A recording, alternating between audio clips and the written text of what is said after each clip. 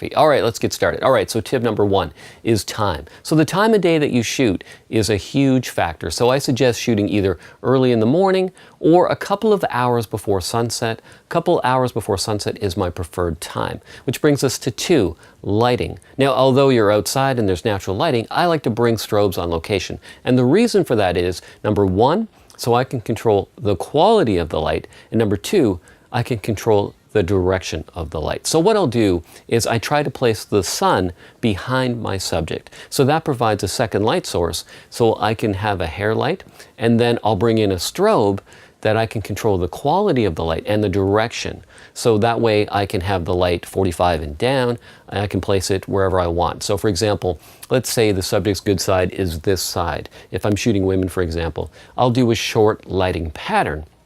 So I'll place the light over to this side versus this side. So if I were to shoot this side of their face and their face was this way, that would be broad lighting.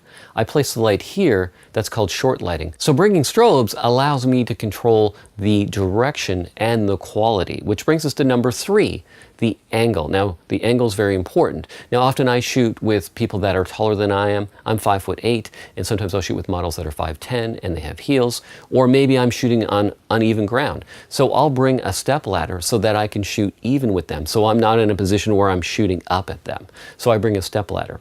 Also, when it comes to angles, I always try to shoot someone's good side. So what you can say to someone is, do you know if you have a good side? If they say, well, I'm not sure, just say, if you were to take a selfie, would you take it from this side or would you take it from this side? And then they'll think about it and they'll go, oh, I usually take them from this side. So that'll be a good indication that this is their good side.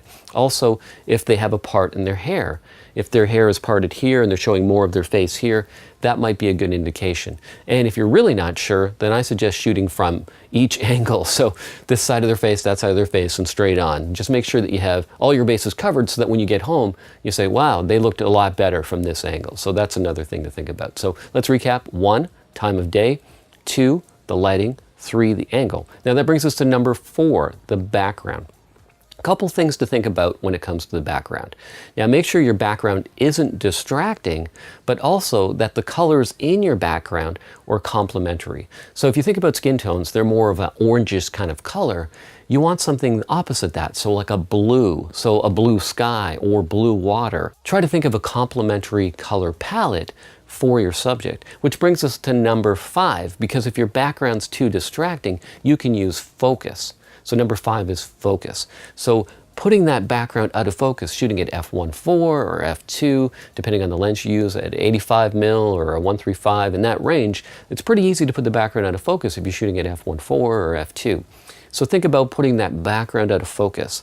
Now also when it comes to focus, I use one single focus point and I place that on the closest eye to me. So if someone's head is tilted that way, I focus on the closest eye to the camera with one single focus point. Okay, I'm going to recap those 5 tips to improve your outdoor portrait photography. All right, so I'll show up on location and I'll take a shot of the background. Now, a couple of things to consider. Make sure that your LCD screen is set to maybe 4 or 5. So if it's set to auto, it's always going to change. So set it to manual, set it to maybe 4 or 5. Get used to how that looks. Then number 2, make sure if you have a highlight indicator warning on your camera that you have that on. And then what that will do is it'll flash white if you've got blown out highlights. So another way to just look at that quickly and go, oh, it's too bright. Number 3, if you have a histogram, enable that. And then look at that as well. If it's too far to the right, if it's hard up against the right, then you're probably blowing out your highlights. You want to make sure you're somewhere in the middle. So those 3 things to think about: your LCD brightness, your highlight indicator warning, and your histogram. So take that shot. And then also what you can do too is maybe before you go on the shoot, is go outside and shoot the sky. And let's say you're looking at your in-camera meter. So the metering mode I use is just for the whole screen. The name of that mode will change depending on the brand of your camera. And then I'll take a shot and then I'll go left of center. So there's a little meter at the bottom. If you look down, hopefully on your camera you have one. Just go left to center, maybe 2 bars. That will underexpose a little bit. And then maybe take another shot at 4 or maybe 6. Put it on your computer and say which, looks best to me. Maybe 4 bars left to center. I love the way the sky looks. Think about that, make a mental note. Then when you're on location, take a shot, move 4 bars down, look at that, check the LCD, check the highlight indicator, and then check your histogram. Once you're confident of that, then you can bring in your light source. So what I'll do is I'll bring in my light source and then I'll set it to half power. I'll take a shot. If it's too dark, then I'll make it a little brighter. If it's too bright, then I'll bring it down. So you can easily do that by eye. And once you've done it a few times, it'll become a lot easier. So 1, time of day, that's important. 2, bringing your own lighting.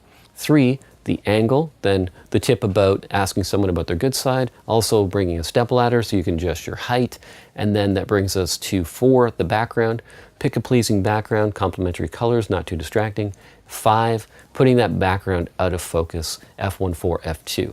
Anyway, I hope you enjoyed this video. If you found these tips helpful, give me a thumbs up for this video. Also, you can click share and share this video on the web with your fellow photographers. And if you have any tips of your own that you'd like to share with us, put them in the comments section below. Any tips that you think about that are helpful for your outdoor portraits. Anyway, thanks again for watching this video. I look forward to hearing your tips, and give me a thumbs up. And one last thing, if you're not already a subscriber, hit that subscribe button. All right, thanks for watching this video, and I'll see you in the next one.